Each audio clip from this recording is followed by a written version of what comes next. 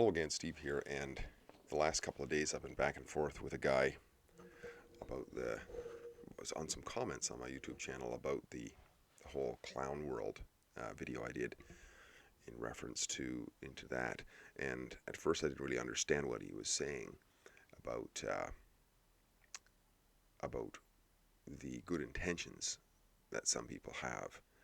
And I just thought I'd comment on that because when he clarified it, he told this fairly lengthy, well thought out um, analogy of how I guess the society degrades into leftism or whatever, and he referred to those who prey off of others, the lions, and those who are preyed off of, the deer. And I think it's probably kind of a good analogy, and I just wanted to take that on a little bit farther too in terms of what I see here. And you know, it seems like the world is set up for prey and the whole predation process.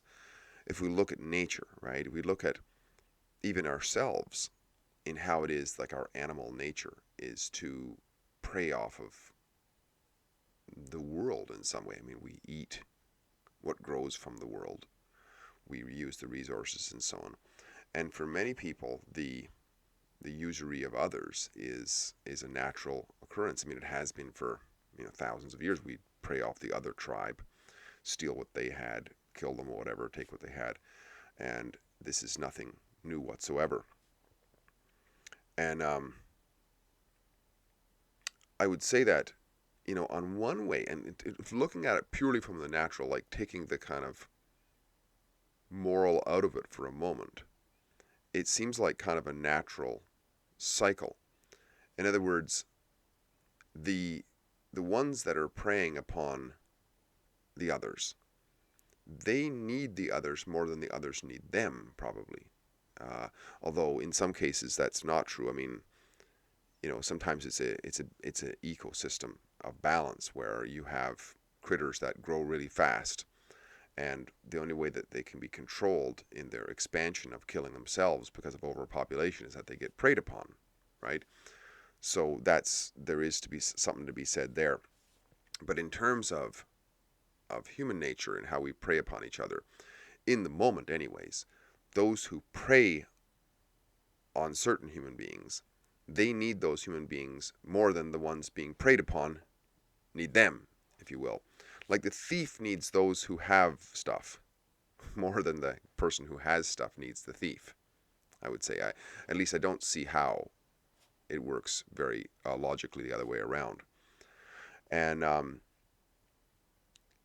but I think that the so I use the analogy in when I got back to this guy because he used this drawn out story about how lions, if it's too easy for them to catch the deer, they get kind of lazy and fat and so on, and eventually they reproduce a lot and so on, and eventually they overpopulate themselves and they start to die out. They're weaker, and some of the deer um, just give up and become just sort of lambs at the slaughter or whatever, and only the really really strong will survive, which is the evolutionary side of things, right? The very very strong deer will survive the culling that's going on.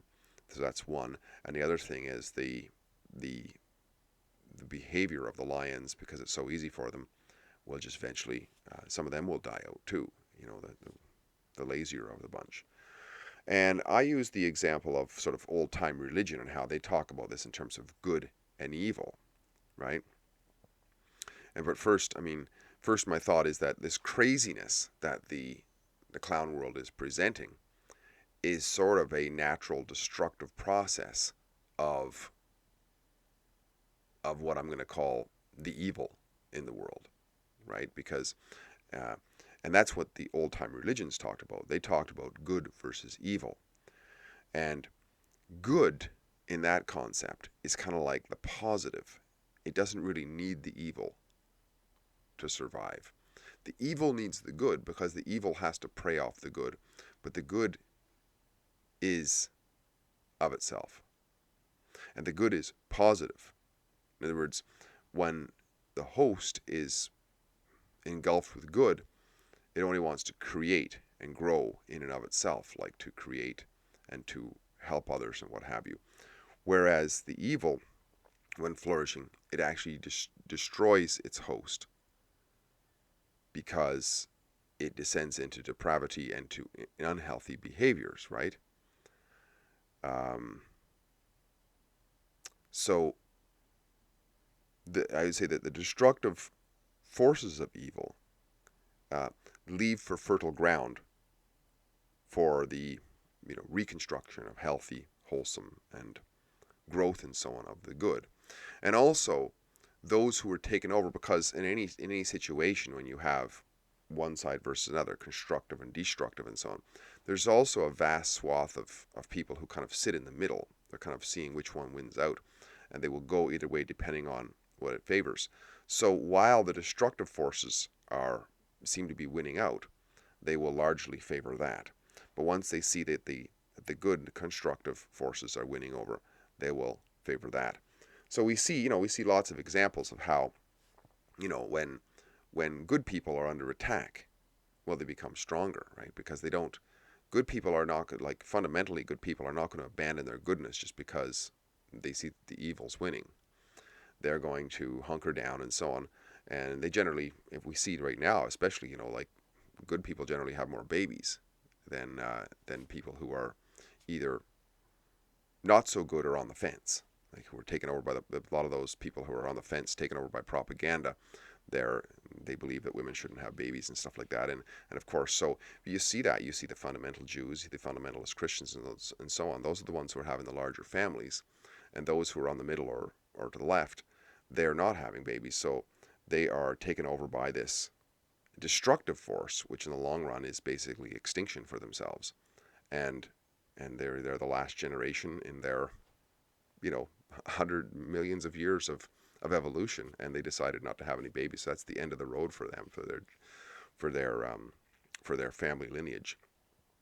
And yet, those who are on a constructive mode, they will grow. So it's like a pendulum, right? I mean, and I think the reason why evolution continues to favor um, constructiveness is because the good always wins out, or as this guy was saying, like, the deer will always win out because the lions need the deer more than the deer needs the lion.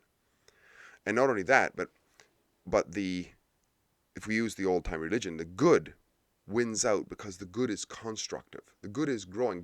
Good is in line with evolution in a way, and the evil is at least for the hosts is counter to evolution. But it serves evolution in a way because it leads for the fertile ground and it leads for the strength gaining activity of the good.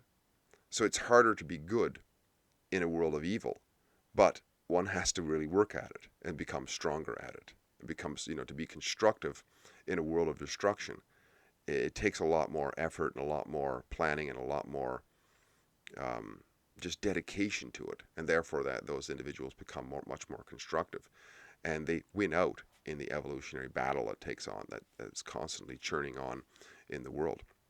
So I just wanted to put that comment out there that um, yeah, I didn't get that point about the clown world being sort of a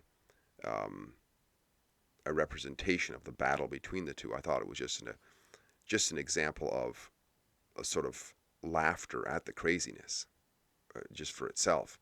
But maybe there is a bigger story here, which is that, um, and if there is, I would say it's that the good wins out because the good is constructive.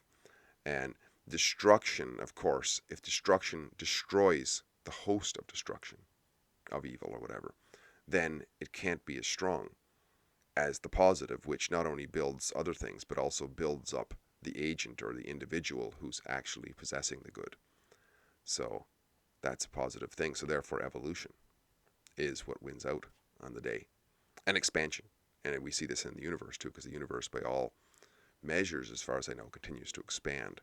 And that's the sort of the nature of evolution too, is the expansion, the improvement, and the growth, the creation, the productivity, and the yeah the growth, I would say, the improvement, shall we say, of everything on net. I'm sure we have those times when the destructive forces take place, but like I say, that's, as far as I can see, that's kind of like a clearing ground or a preparation or a weeding out, if you will, of sort of wasteful situations and what doesn't work, to allow for a more productive era to take place. And away we go to the upswing. The pendulum swings back to productivity, and away we go as humanity again. Steve here again, great chatting. If you'd like what I'm doing, please like, subscribe, and share. I'll talk again soon. Bye for now.